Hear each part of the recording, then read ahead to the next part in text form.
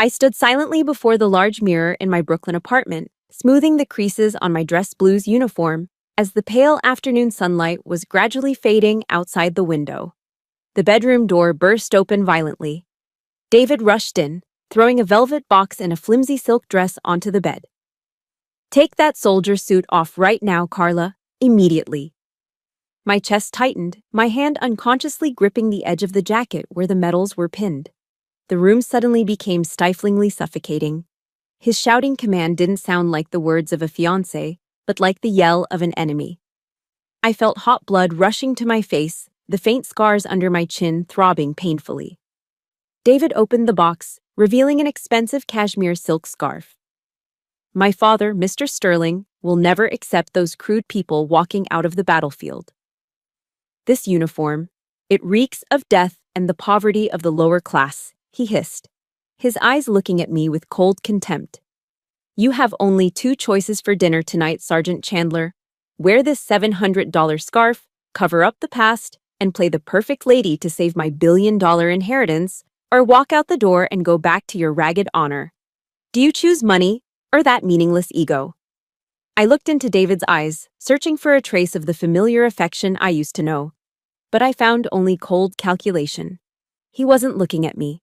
He was looking at a defective product that required immediate repair. "I choose you," I whispered. My voice cracked, thick with the tears I was forcing back down my throat. My fingers trembled as I reached for the brass buttons of my dress blues jacket. Click, click. I undid them one by one. Each button that fell onto the bed felt like a piece of my honor being stripped away. David stood there, arms crossed, supervising me like a prison warden. He nodded with grim satisfaction as I shed the skin of a soldier, leaving me exposed, revealing a naked vulnerability that I had fought so hard to protect. I pulled on the navy blue silk dress. It felt slippery against my skin, flimsy and freezing cold, the complete opposite of the sturdy, protective embrace of my uniform.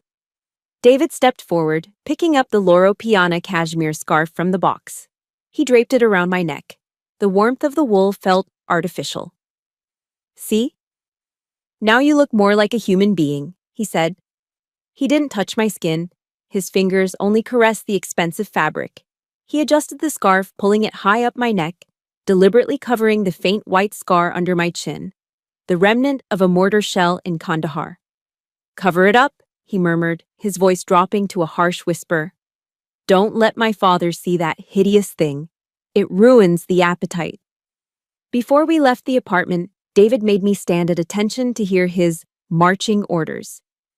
"Listen to me, Carla. These are the rules of engagement," he said, pacing back and forth in front of me. "First, absolutely no mention of Afghanistan, guns, or dead comrades. My father hates violence. Second, if he asks about your profession, tell him you work in logistics. It sounds corporate, it sounds respectable. Being a grunt is not elegant.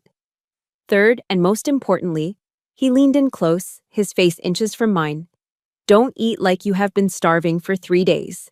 Use the outside fork first. Do not embarrass me in front of the elite." I nodded, feeling like I was about to walk into a hostile encampment without a weapon. He sneered at my uniform, lying in a heap on the bed. "Good. In Greenwich, the only people who wear clothes with their names embroidered on the chest are the ones cutting the grass or cleaning the toilets. Remember that." We walked out of the building and into the biting Brooklyn wind. David didn't hold the door for me. He didn't offer his arm. He marched ahead to the waiting black sedan, checking his hair in the reflection of the passenger window before getting in. As the car rolled toward the highway, the silence between us was heavy. David stared straight ahead, his knuckles white on his knees. "Remember this, Carla," he said, refusing to look at me as the car moved. "My inheritance, our future, it all depends on tonight.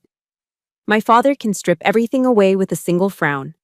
If you ruin this because of your hick personality, I will never forgive you." I turned my head and looked out the window. I remained silent.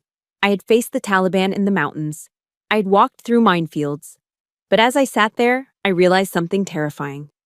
I had never been as afraid of an enemy as I was of the man sitting right next to me. That kind of loneliness, It cuts deeper than any knife, doesn't it? If you are rooting for Carla to find her strength again, please hit that like button to send her your support. And tell me in the comments below. Type respect if you believe a woman's dignity is worth more than any inheritance. Let's show Carla she is not alone. The Metro North train hurtled north, leaving the grime of the city behind as it sliced toward the manicured wealth of Connecticut. The car was quiet, filled with a heavy, suffocating silence that smelled of dry cleaning chemicals and expensive cologne. I sat stiffly in my seat, surrounded by men in charcoal gray suits. They all looked the same, jawlines tight, eyes glued to the glowing screens of their iPhones or buried deep in the pink-hued pages of the Wall Street Journal. There was an air of arrogance in this car, a silent agreement that everyone here was important and everyone else was invisible. David sat opposite me, but he wasn't really there. His eyes were darting back and forth as he mumbled numbers under his breath, rehearsing the financial reports he was about to present to his father. He looked terrified. I felt a sudden surge of pity for him. I reached across the small table, my hand instinctively seeking his. I just wanted to offer a little reassurance, a physical reminder that we were a team. But the moment my fingertips grazed the back of his hand, David recoiled as if I had burned him with a hot iron. He snatched his hand away and inspected his sleeve with panic. "Don't, Carla," he hissed, his voice low and sharp. "You're going to wrinkle the fabric. This is Italian wool. It creases if you look at it wrong." I froze, my hand hovering in the empty air between us. "And sit up straight," he added, returning his gaze to his papers without looking at me. "You are slouching. You look like an old washerwoman." I pulled my hand back slowly, tucking it under the cold, slippery hem of the silk dress. I felt foolish. I felt small. For the next 45 minutes, David didn't say another word to me. He didn't ask if I was cold. He didn't ask if I was nervous. He just sat there, guarding his suit against creases while he mentally prepared to beg for his allowance. I turned my head and stared out the window.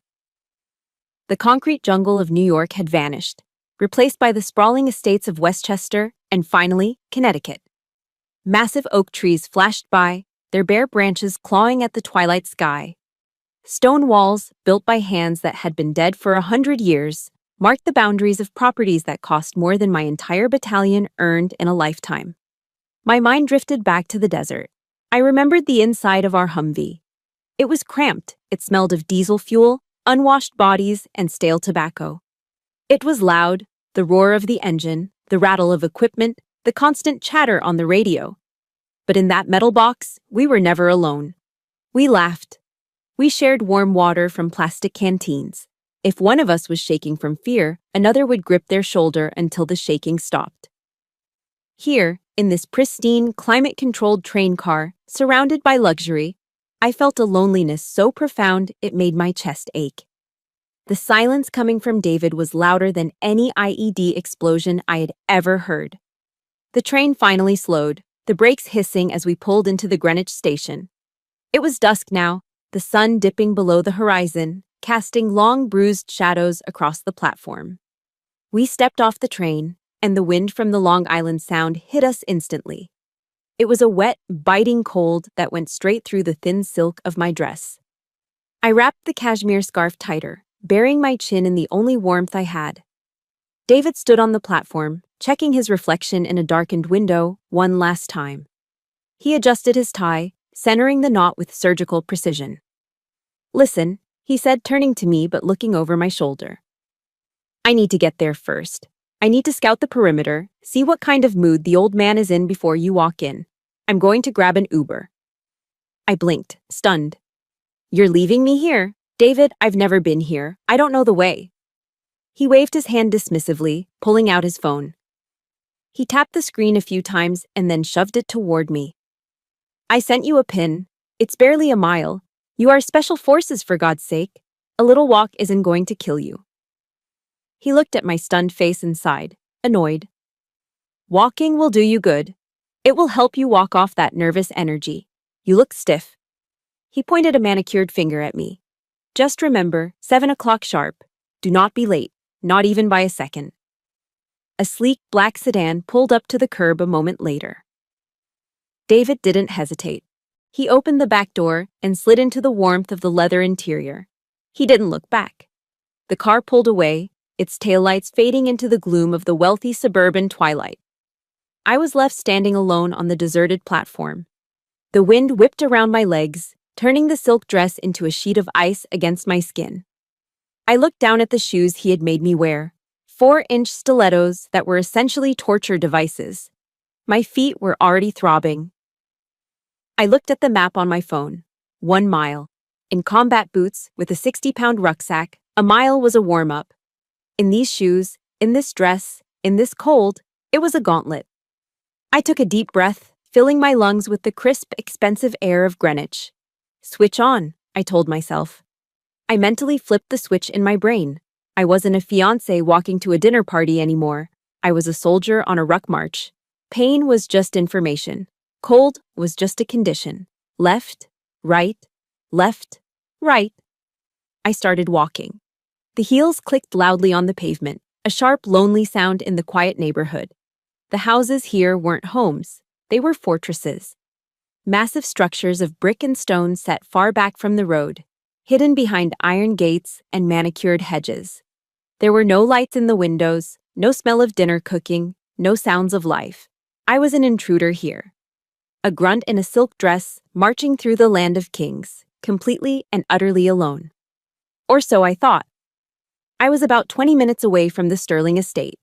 The sun had completely vanished, plunging the winding roads of Greenwich into a heavy, suffocating darkness. It was November in New England, and the night air had teeth. The wind cut right through the thin navy silk of my dress, biting into my skin like 1,000 tiny needles. My feet were numb, my toes jammed into the pointed boxes of my stilettos, but I kept my pace steady. Left, right. Breathe.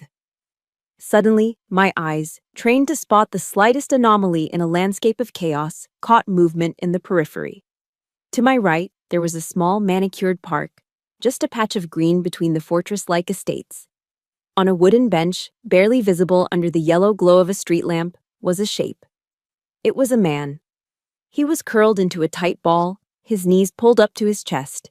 He was wearing an old, filthy khaki coat that looked more like a rag than a garment. He was shaking violently. As I slowed down, a silver Mercedes SUV swept past me, its tires hissing on the asphalt. Then, a Bentley.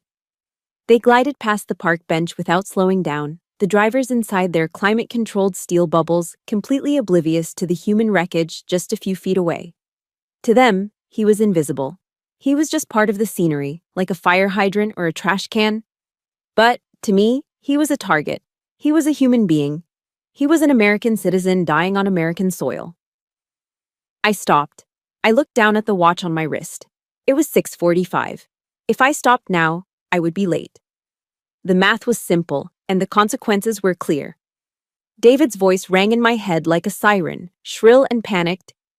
If you ruin this, I will never forgive you. I looked up the road. In the distance, through the trees, I could see the warm, golden glow of the Sterling mansion. It looked like a beacon of safety. Inside those walls, there was a roaring fireplace. There was expensive wine. There was a billion-dollar inheritance waiting to be secured. All I had to do was keep walking. All I had to do was ignore the thing on the bench, just like everyone else. I looked back at the man. His head was down, but I could see his jaw vibrating. His lips were a terrifying shade of violet. I remembered the oath I took when I was 18 years old. I remembered standing in formation, raising my right hand. I will never leave a fallen comrade. This man wasn't wearing a uniform.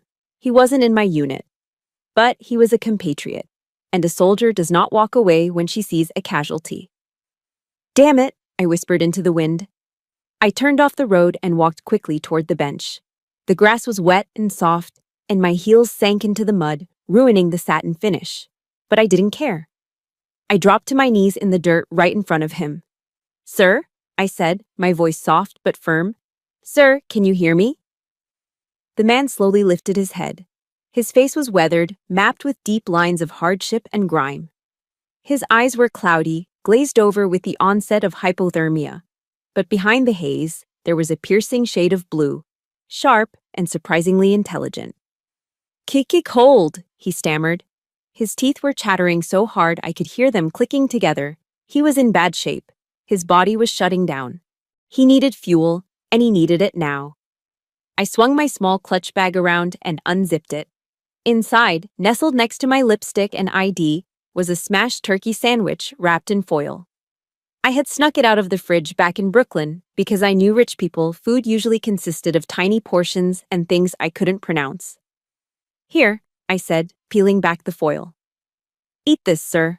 It's turkey. It will give you some energy." The old man looked at the sandwich like it was gold bullion. He reached out with trembling hands, his fingers dark with dirt and grease. He took it and took a massive bite, chewing voraciously. He ate like he hadn't seen food in days. I watched him eat, monitoring his breathing. He was swallowing, which was good, but the shaking wasn't stopping. The wind was picking up, howling off the sound, and his threadbare coat was useless against it. I reached up to my neck. My fingers brushed against the incredibly soft wool of the Loro Piana cashmere scarf. $700. That was what David had said. This scarf was my ticket. It was the camouflage I needed to survive the dinner. It was the price of admission to the Sterling family. Without it, my scars were visible. Without it, I was just a grunt in a dress. I didn't hesitate for a single second. I unwound the scarf from my neck. The cold air instantly assaulted my throat and the sensitive skin of my chin, but I ignored it. I leaned forward and draped the scarf around the old man's shoulders. I wrapped it loop over loop around his neck, tucking the ends in tight to trap his body heat. He stopped chewing for a moment. He looked down at the navy blue fabric, his rough fingers grazing the silk fibers. He looked up at me, his blue eyes wide. "Miss," he rasped, his voice sounding like gravel. This is expensive." I smiled at him. It was the first genuine smile I'd felt all day. "A life is more expensive, sir," I said. "You keep that tight. Don't let the wind get in." I stood up, my knees cracking slightly. I brushed the dirt off my dress, though I knew the stains were there to stay. I looked at him one last time, gave him a sharp, respectful nod, a soldier's greeting, and turned around. I sprinted back to the road. My legs burned. My lungs heaved against the freezing air. I pushed myself, forcing my body to move faster than the heels should have allowed. I reached the massive iron gates of the Sterling estate, breathless and disheveled. I looked down at my watch, 7:05. I was late. I looked at the imposing front door. I knew I was walking into an ambush. David was going to be furious. My neck was bare, my scars were exposed, and my shoes were muddy. I was about to face hell. But as I reached for the intercom button, I realized something strange. My hands weren't shaking anymore. My heart wasn't racing with fear. For the first time since David had thrown that dress at me, I felt completely calm. I had done my duty. And that was enough. Carla chose to be a decent human being over being a perfect fiancé, even when it cost her everything. That is a courage we don't see enough of these days. If you are proud of Carla's choice, please hit that like button right now. And let me know in the comments. Type the word heart if you agree that kindness is worth more than any amount of money. I sprinted up the long, winding gravel driveway that led to the main house. The crushed stones shifted under my feet, creating an unstable surface that made every step a gamble. My heels sank deep into the manicured lawn edging the drive, coating the expensive satin shoes in mud and grass stains.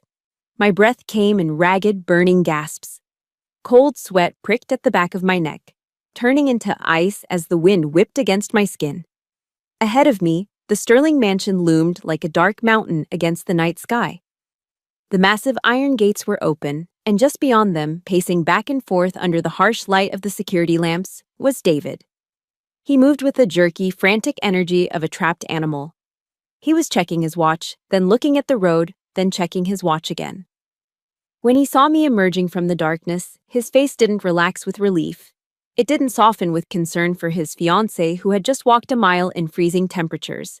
Instead, his features contorted into a mask of pure purple rage. He stomped toward me, closing the distance in seconds. 17 minutes, he hissed through clenched teeth. Spittle flew from his mouth. You are late by 17 minutes. Are you trying to destroy my life on purpose? I bent over, hands on my knees, trying to catch my breath so I could apologize. David, But I didn't get the chance to speak. David's eyes swept over me, assessing the damage. He saw the mud on the shoes. He saw the wind-blown hair. And then his gaze stopped dead at my throat. His pupils dilated in horror. The color drained from his face, leaving him looking sickly and pale. Where is it? His voice was a low, dangerous growl. Carla, tell me right now. Where is the scarf? Where is the $700 Loro Piana scarf? I swallowed hard, standing up straight. My throat felt naked and exposed in the cold air. I tried to keep my voice steady, to maintain some semblance of dignity. I met a man, I stammered. A homeless man. He was freezing to death on a bench. He had hypothermia. I gave it to him. Time seemed to stop. The only sound was the distant hum of the highway and the pounding of my own heart. David stared at me with wide, unblinking eyes, as if I had just confessed to a double homicide. Then he exploded. You gave it to a beggar, he screamed. His voice cracked, high and shrill with panic. He lunged forward and grabbed my upper arm. His fingers weren't gentle. He dug his manicured nails deep into my bicep, gripping me so hard that I winced in pain. You are insane, he shouted, shaking me slightly. You are absolutely insane. You are just a dumb, unteachable hick, aren't you? David, you're hurting me, I said, trying to pull away, but his grip tightened. I don't care, he yelled, leaning into my face. His eyes were wild. Who do you think you are, Mother Teresa? That was $700, Carla. $700. You just took my class, my dignity, and my money and threw it in the trash for some piece of garbage on the side of the road. His words felt like physical blows. He wasn't worried about the man who might have died tonight. He wasn't worried that I had walked a mile in the dark. He was mourning a piece of fabric. To him, the scarf had a soul, and the human being I saved was just refuse. It was the right thing to do, I said quietly, though my voice shook. It was a peasant thing to do, he spat back. Your poverty mindset is going to kill my future. You are embarrassing. You are a liability. He raised his hand, and for a split second I flinched, thinking he might strike me. He saw the flinch, and a look of disgust crossed his face. Not at himself, but at me, for thinking he would stoop so low, even though his violence was already flowing through his fingertips into my bruised arm. Suddenly, a loud metallic clack echoed through the courtyard. It was the sound of the heavy deadbolt on the mansion's front door sliding back. The massive oak door slowly creaked open, spilling warm, golden light onto the stone steps. David dropped my arm as if it were on fire. In the blink of an eye, the transformation happened. It was terrifying to watch. The purple rage vanished from his face. The veins in his neck smoothed out. The snarl was replaced instantly by a charming, eager, slightly nervous smile. It was a mask, perfect and porcelain, sliding into place. He reached out and smoothed my hair, his touch aggressive and rough, trying to force my wind-blown strands into submission. He leaned close to my ear, his voice dropping to a menacing whisper. Shut your mouth, he hissed. Do not say a single word about that beggar. Do not embarrass me further. If my father asks, the wind blew the scarf away. It was an accident. Do you understand me? I looked at him, this handsome, well-dressed man who claimed to love me. I looked at the spot on my arm where his fingers had left red marks that would surely turn into bruises by morning. Do you understand? He pressed, his fake smile never wavering for the benefit of whoever was at the door. I understand, I said. I felt a wave of nausea roll over me. I had faced enemies who wanted to kill me, but I respected them more than I respected the man standing in front of me right now. Good, he chirped brightly, turning toward the open door. Showtime. We walked up the steps, leaving the truth outside in the cold, and stepped into the warmth of the lie. The heavy oak door slammed shut behind us, sealing out the wind, the cold, and the reality of the outside world. The silence that followed was instant and absolute. It wasn't the peaceful silence of a library. It was the suffocating, pressurized silence of a mausoleum. An elderly butler stood by the entrance. He was thin, with skin like parchment paper and eyes that seemed to have seen everything and felt nothing. He didn't bow. He didn't smile. He simply nodded once, a mechanical gesture devoid of any welcome, and turned to lead the way. "Follow me," he intoned. His voice sounded like dry leaves scraping across concrete. We stepped into the main foyer. It was cavernous. The ceiling soared 30 feet above us, dominated by a crystal chandelier that looked sharp enough to draw blood if it fell. The floor was a vast expanse of black marble, polished to such a high gloss that it reflected our figures like a dark, distorted mirror. As we walked, the click of my heels echoed sharply against the stone, sounding like gunshots in a canyon. I felt exposed. I felt like I was walking through a kill zone with no cover. David was walking beside me, his posture rigid. Outside in the driveway, he had been a raging bull, full of fire and dominance, but in here, in the shadow of his father's house, he had shrunk. I felt his hand reach out and grip mine again. But this time, it wasn't to hurt me. He was holding onto me like a drowning man clutching a piece of driftwood. His palm was clammy, slick with cold sweat. He was terrified. We moved deeper into the house, passing through a long, dimly lit hallway. The walls were lined with oil paintings in gilded frames, the ancestors of the Sterling dynasty. Stern men in waistcoats and women in stiff corsets looked down at us with judgmental eyes. They all seemed to share the same expression of disdain, as if they knew I was wearing a dress I couldn't afford and shoes that didn't fit. But then, my eyes caught something else. We were passing a curved alcove near the grand staircase, a spot partially obscured by heavy red velvet drapes. Hanging there, hidden in the shadows as if it were a shameful secret, was a painting that didn't belong. It wasn't a portrait of a rich banker. It was a chaotic, gritty scene of war. I slowed down, my eyes widening. I knew that image. Every Marine knew that image. It was Mount Suribachi. It was the flag raising at Iwo Jima. The painting was raw, violent, and undeniably powerful. It clashed violently with the fragile porcelain vases and French tapestries surrounding it. Why would a family that despised lower-class violence have a shrine to the Marine Corps hidden in their hallway? I opened my mouth to ask, "David, why is—" David yanked my arm, pulling me away from the alcove. "Don't look around," he hissed, his eyes darting nervously toward the closed double doors at the end of the hall. "Focus. Stay on the objective." We reached the end of the hallway and stopped before a pair of massive mahogany doors. This was it. The inner sanctum. David turned to me. He took a deep, shaky breath, adjusting his tie for the 10th time in the last minute. He smoothed his lapels, checking for invisible specks of dust. He looked like he was about to face a firing squad. He grabbed my shoulders, his eyes pleading and threatening at the same time. "Okay, remember the script," he whispered frantically. "If he asks what you read Forbes and the Wall Street Journal. If he asks about art, you love Monet because his water lilies are calming. And for the love of God, Carla, you have never held a gun. You are a logistics manager. You move boxes, not bodies." He squeezed my shoulders hard. "Please, do not be yourself. Be the woman I need you to be." I looked at him, feeling a mixture of pity and revulsion. "I got it, David. Monet, Forbes, no guns." He nodded, wiped his sweaty palms on his trousers, and reached for the brass handles. With a heavy groan, the double doors swung open. The dining room was enormous. It was big enough to host a state banquet, illuminated by the soft, flickering glow of a massive stone fireplace at the far end. In the center of the room stood a long, polished table set for 20 people. The crystal glasses sparkled in the firelight. The silver cutlery gleamed. But the table was empty. There were no guests.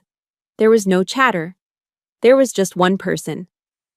At the very far end of the table, sitting in the head chair with his back to us, was a man. He sat perfectly still, facing the roaring fire. Even from behind, the silhouette radiated an overwhelming sense of power. He didn't turn around when the doors opened. He didn't acknowledge our presence. He just sat there, watching the flames consume the wood, waiting. The air in the room felt heavy, thick with tension and the smell of burning oak. My heart hammered against my ribs.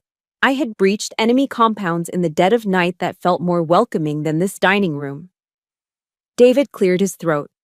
The sound was weak and pathetic in the vast space. He bowed his head slightly, his body curling inward into a posture of submission. "Father," David said, his voice trembling slightly. I apologize for the delay. Traffic was difficult." He gestured vaguely toward me, though the man in the chair still hadn't turned. "I have brought her," David continued, trying to inject a note of pride into his voice, but failing. "This is Carla, my fiancé." The figure in the chair remained motionless. The fire popped, sending a shower of sparks up the chimney. We stood there, paralyzed, waiting for the judgment to begin. The silence in the dining room stretched out, agonizing and thin, like a rubber band about to snap. The only sound was the rhythmic popping of the oak logs in the fireplace. David, unable to bear the weight of his father's silence, began to babble. He was sweating profusely now, the drops glistening on his forehead under the crystal chandelier. "Again, father, I am so sorry," David stammered, his voice pitching higher with every word. We would have been here sooner, but there was an incident. A traffic accident on I-95, terrible gridlock. And Carla? She had a bit of a mishap." I stood there, stiff as a board, biting the inside of my cheek until I tasted copper. I hated liars. In my unit, a liar got people killed. Here, a liar just got a promotion. David gestured nervously at my bare neck. "I know I mentioned I bought her that beautiful Loro Piana scarf, the blue one you like. But, well, Carla is a bit clumsy. She didn't secure it properly. The wind on the platform, it just ripped it right off her neck. Whoosh, gone." He let out a forced, pathetic little laugh. "Just blew away. A $700 loss, can you believe it? But don't worry, she will learn. I will make sure she understands the value of things." My fists clenched at my sides. I wanted to scream. I wanted to tell the truth. But I had promised. I stood there, humiliated, letting him paint me as a clumsy, ungrateful idiot. The figure in the chair didn't move. "The wind blew it away?" The voice that came from the head of the table wasn't the frail, raspy whisper of an old man. It was a deep, resonant baritone. It was a voice that commanded attention, the kind of voice that could cut through the noise of a mortar attack. "Is that a fact, David?" Slowly, agonizingly slowly, the massive leather chair began to rotate. My heart hammered against my ribs. I held my breath, waiting to face the titan of industry, the terrifying Arthur Sterling. The chair finished its turn. David let out a strangled gasp, like all the air had been punched out of him. The man sitting there wasn't wearing a bespoke Armani suit. He wasn't wearing a crisp white shirt or a silk tie. He was wearing a filthy, torn khaki coat that was stained with grease and mud. His pants were frayed at the hems. His boots were scuffed and caked with the dirt of a public park. It was the homeless man. It was the man from the bench. My knees nearly gave out. My brain tried to process the image, struggling to reconcile the billionaire with the beggar. "Father," David choked out. His eyes were bulging, looking like they were about to pop out of his skull. He took a stumbling step back, his face draining of all blood until he looked like a ghost. "Father, what the hell are you doing? Why are you wearing that?" Arthur Sterling didn't answer him. He sat there with the posture of a king, despite his rags. He leaned back, resting his dirty elbows on the pristine armrests of the chair. But it wasn't the dirty coat that made the room spin. It was the item around his neck, wrapped carefully, loop over loop, tucked in with precision to keep the warmth in, was my navy blue cashmere scarf. Against the grime of his coat, the silk looked luminous. It didn't look like a fashion accessory anymore. It looked like a badge of honor. It looked like the most valuable thing in the room. David stared at the scarf. Then he stared at me, then back at the scarf. His brain was misfiring. The realization hit him like a freight train. His mouth hung open, jaw slack, making him look utterly foolish.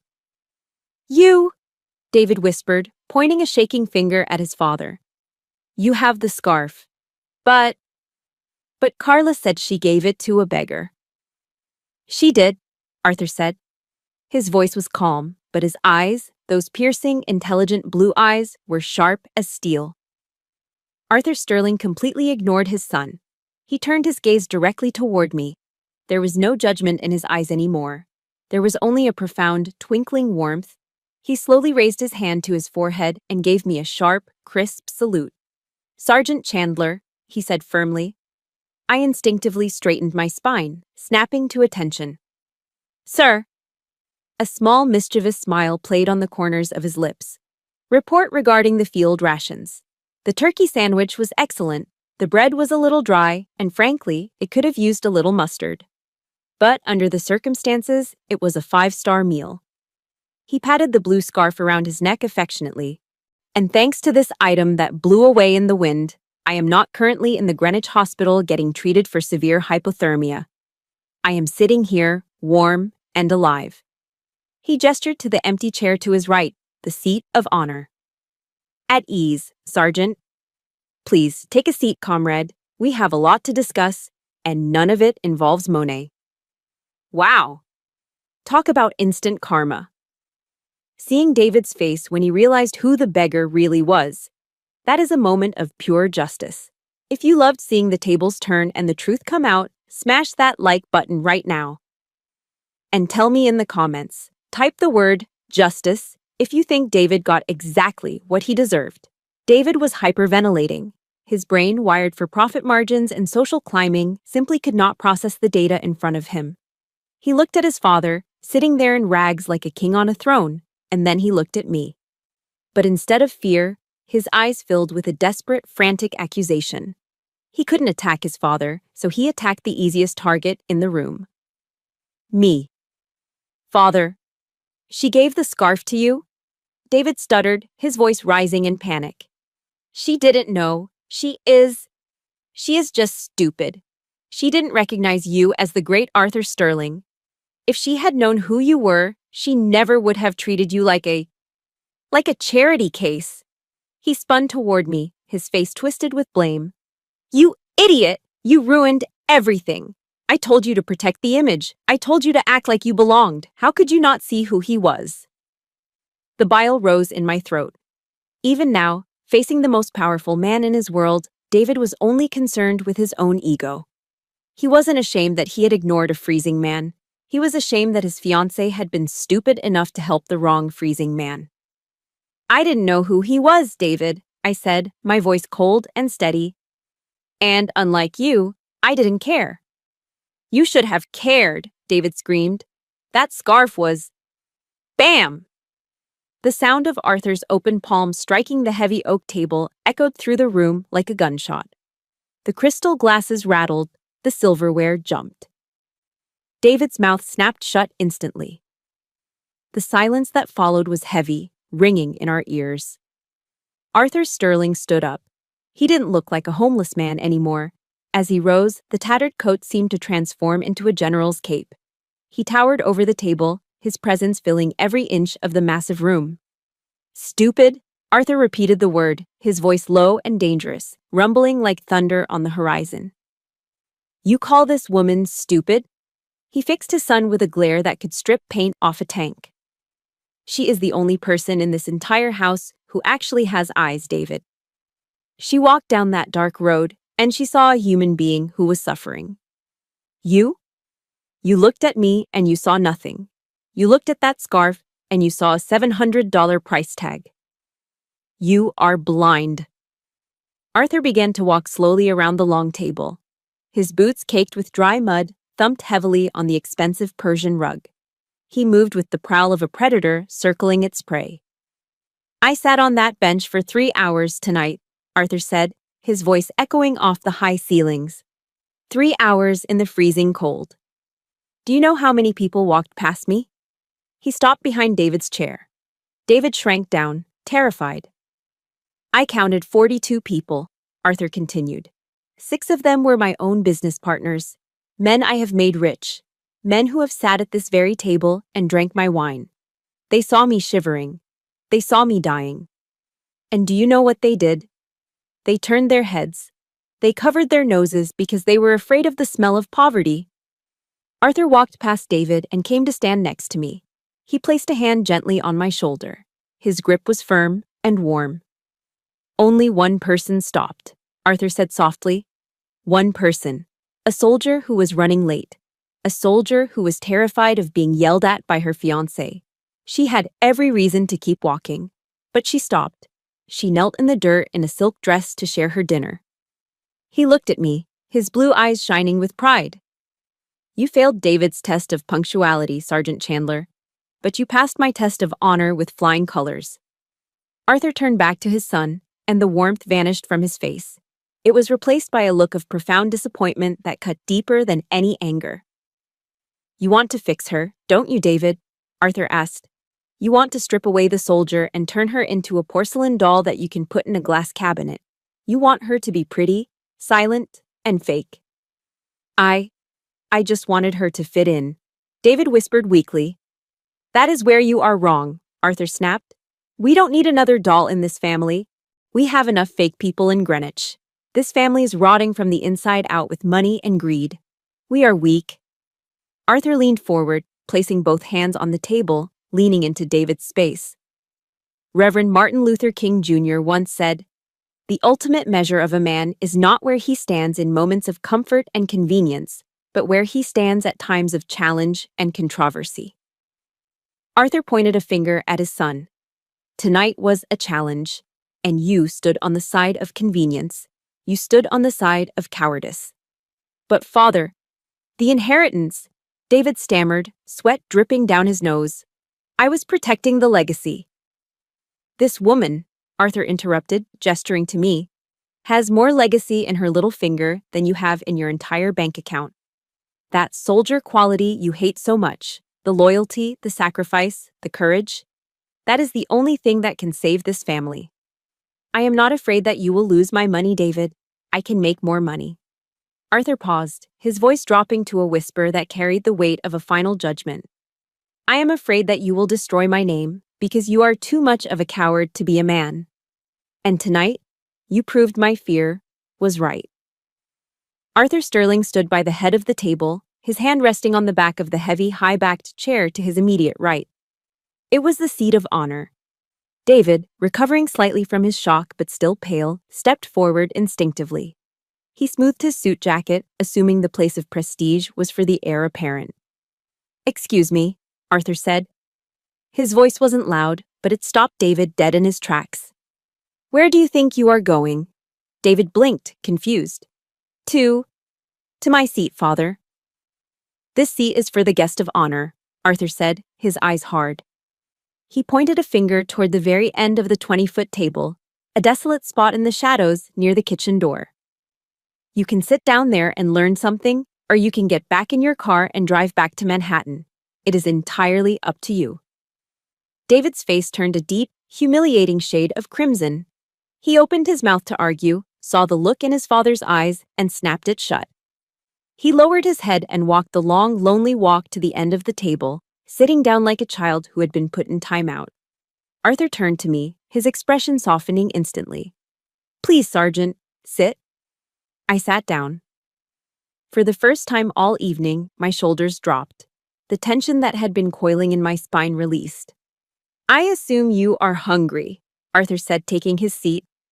David probably told you we eat French cuisine, tiny portions of goose liver and fish eggs. He clapped his hands. The kitchen doors swung open, and the staff walked out. But they weren't carrying silver platters of foie gras.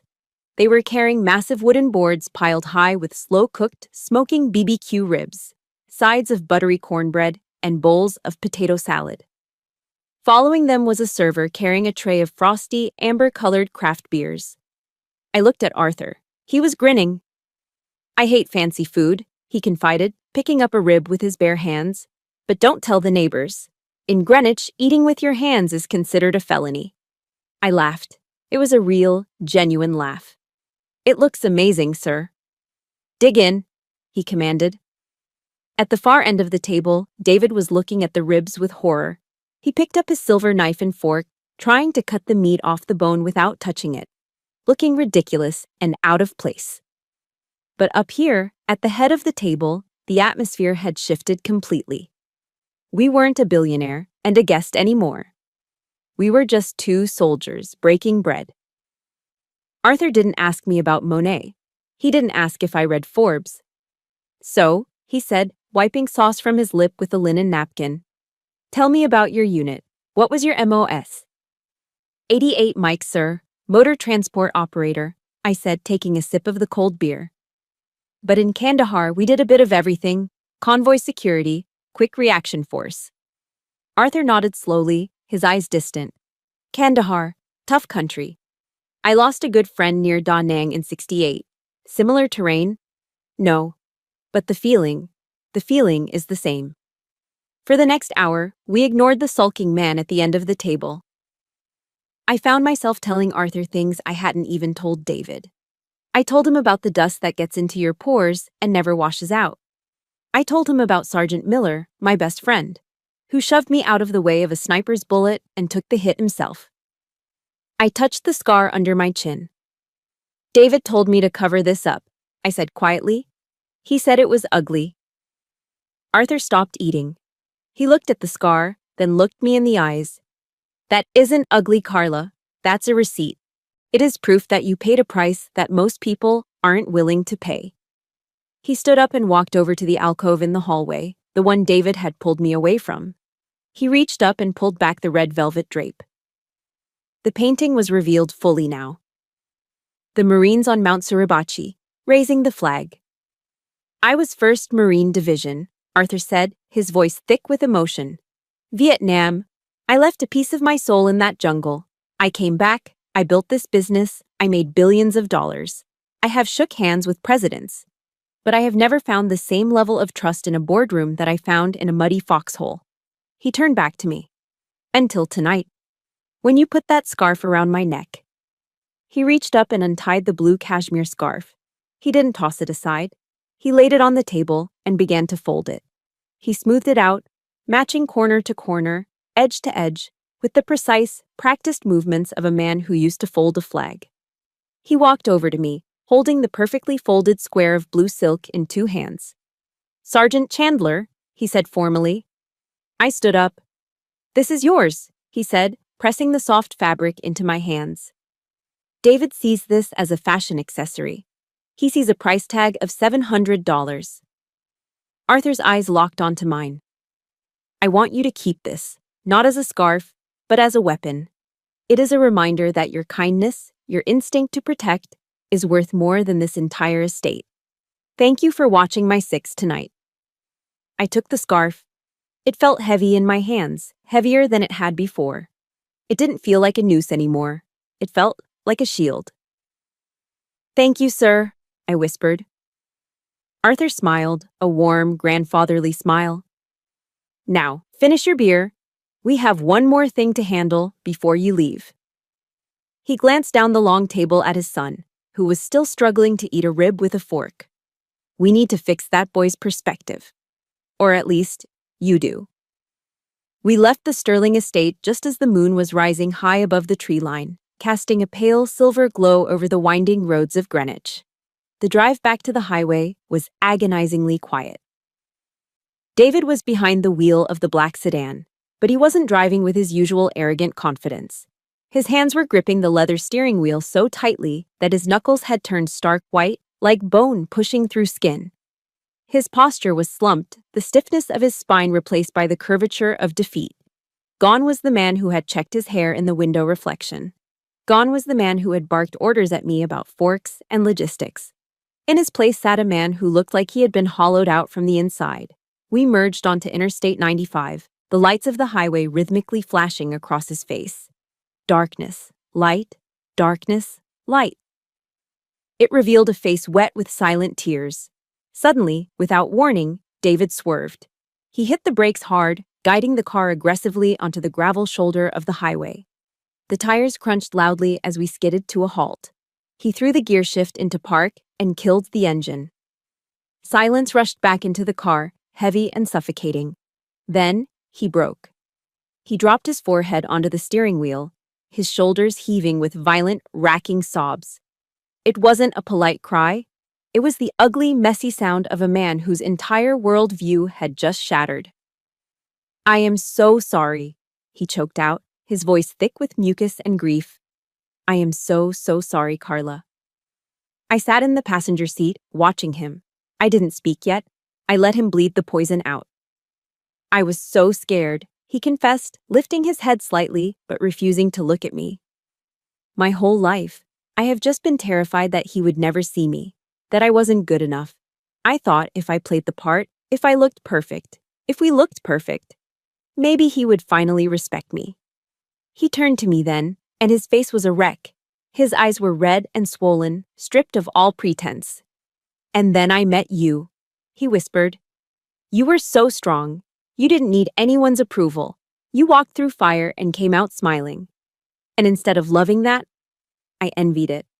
I was jealous of you, Carla. I wanted to break you down, to make you into a porcelain doll like me, just so I wouldn't feel so small standing next to you."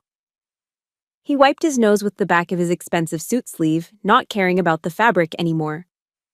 "I am a coward," he said, "and I am a jerk. I don't deserve you." I looked at the man crying in the driver's seat. The easy thing to do would be to open the door, call an Uber, and leave him here on the side of I-95. I could throw the engagement ring into the breakdown lane and go back to my unit. I could go back to a world that made sense, where orders were clear and enemies were in front of you. But I looked at his shaking hands. I am a soldier.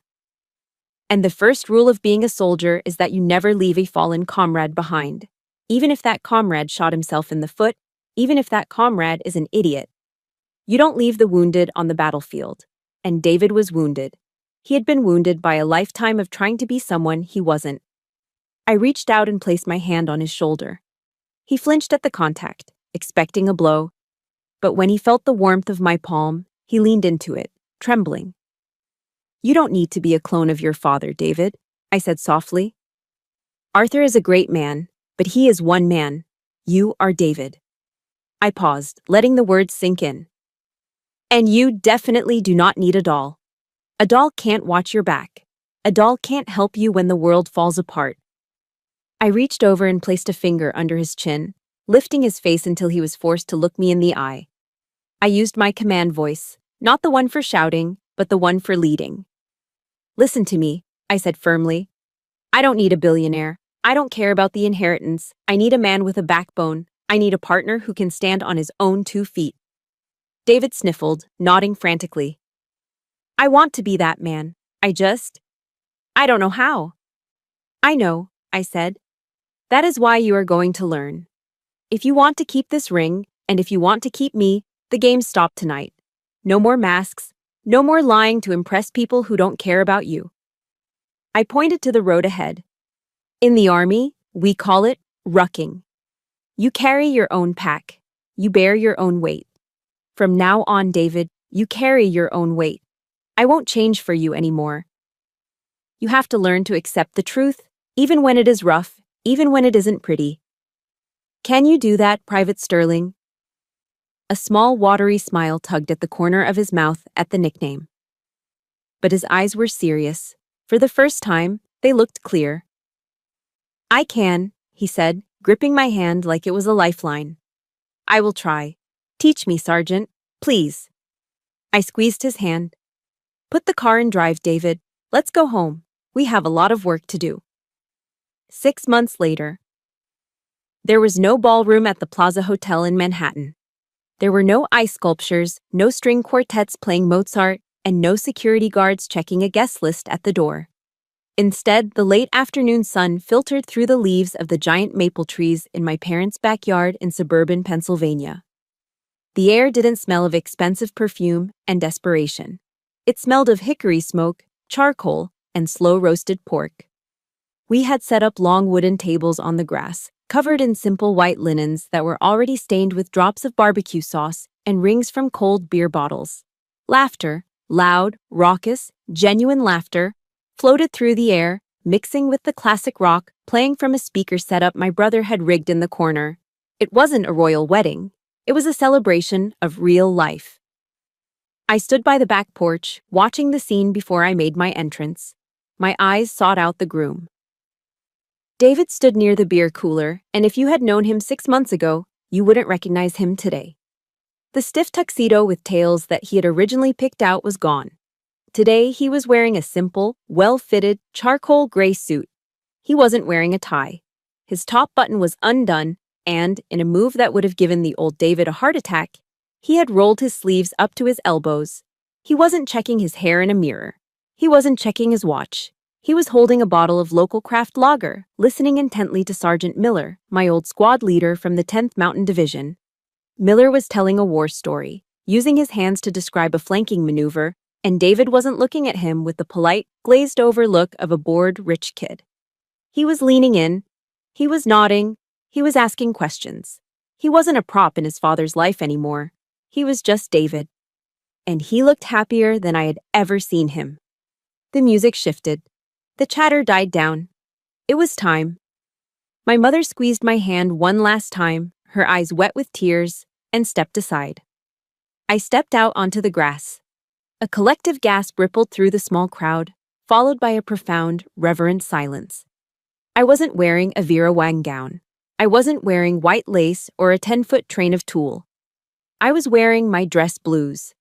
The midnight blue jacket was pressed to perfection. The gold buttons shone like miniature suns. The blood stripe ran down the side of my trousers, a stark reminder of the sacrifices made by those who came before me. On my chest, my medals and ribbons caught the light, purple, gold, and red. I hadn't tried to hide my past. I hadn't tried to soften my edges.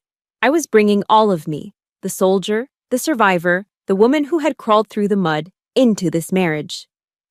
This was my dowry. It wasn't money. It was honor. I walked down the aisle of grass. David turned to look at me. For a second, I held my breath. But then, his face broke into a smile that was so full of love and pride it nearly knocked the wind out of me. His eyes filled with tears, but he didn't wipe them away. He let them fall. When I reached him, he took my hands. He didn't comment on the fabric or the fit. He leaned in and whispered, loud enough for the front row to hear. "You look beautiful, Sergeant." We said our vows under the maple tree. They were simple promises, to have each other's backs, to never leave the other behind, to carry the weight together. After the ceremony, as the sun began to dip below the horizon and the string lights flickered on, a glass chimed. Cling, cling, cling. Arthur Sterling stood up at the head table. He looked every inch the billionaire patriarch in a bespoke Italian suit that probably cost more than my parents' car. But there was something jarringly out of place on his outfit.